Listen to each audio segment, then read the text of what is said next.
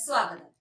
Malappuram Lok Sabha LDF സ്ഥാനാർത്ഥി V വസീഫിനെ vote അഭ്യർത്ഥന പിന്തുണച്ച് Edappatta panchayat LDF committee April 12 വെള്ളിയാഴ്ച ആഞ്ഞിലങ്ങാടിയിൽ വെച്ച് റാലി പ്രകടനവും പൊതുയോഗവും നടത്തി.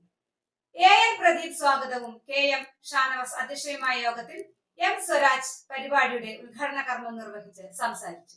ഇന്ത്യയെ തകർക്കുന്ന നയം സ്വീകരിക്കുമ്പോൾ അതിനെതിരെ ആര് പോരാടും? അതാണ് ചോദ്യം. ആര് പോരാടും? ആര് പ്രതിഷേധിക്കും? കഴിഞ്ഞ തെരഞ്ഞെടുപ്പിൽ ഇവിടെ നിന്ന് 18 ആൾ UDF ജയിച്ചുപോയി. രാഹുൽ ഗാന്ധി ഉൾപ്പെടെ ഇന്ത്യൻ പാർലമെന്റ് ചരിത്രത്തിലെ ഏറ്റവും വലിയ ജനാധിപത്യ കശാപ്പിന് മതനിരപേക്ഷതയുടെ അടിത്തറ തകർക്കുന്ന നിയമനിർമ്മാണങ്ങൾക്ക് സാക്ഷ്യം വഹിച്ചു.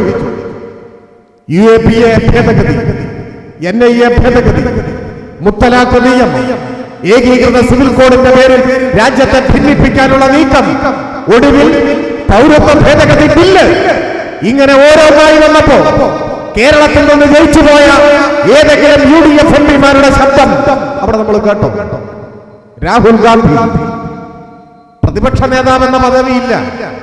കാരണം ഇന്ത്യൻ പാർലമെന്റിൽ പ്രതിപക്ഷ നേതാവാകണമെങ്കിൽ ചുരുങ്ങിയത് 55 MPമാരെങ്കിലും വേണം. അതില്ല. എങ്കിലും പ്രതിപക്ഷത്തെ ഏറ്റവും വലിയ പാർട്ടിയുടെ നേതാവാണത്.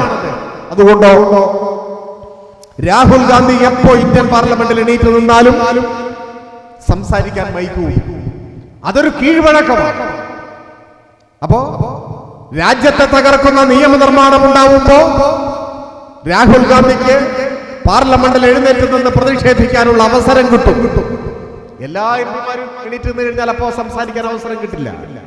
പക്ഷെ രാഹുൽ ഗാന്ധിക്ക് അവസരം കിട്ടും. കാരണം അദ്ദേഹം പ്രതിപക്ഷ നിരയിലെ ഏറ്റവും വലിയ പാർട്ടിയുടെ നേതാവാണ്. അങ്ങനെ രാഹുൽ ഗാന്ധി എത്ര തവണ എണീറ്റ് നിന്നു, എന്ത് സംസാരിച്ചു? വോട്ട് ചോദിക്കാനെത്തുന്ന UDF കോൺഗ്രസ് വിശദീകരിക്കണ്ടേ? ആ മനുഷ്യൻ ആ വഴിക്കേ പോകാറില്ല. മുരുമുരുപ്പൻ പാറയിൽ നിന്നും ആരംഭിച്ച റാലി ആഞ്ഞിലങ്ങാടിൽ വെച്ച് സമാപിച്ചു.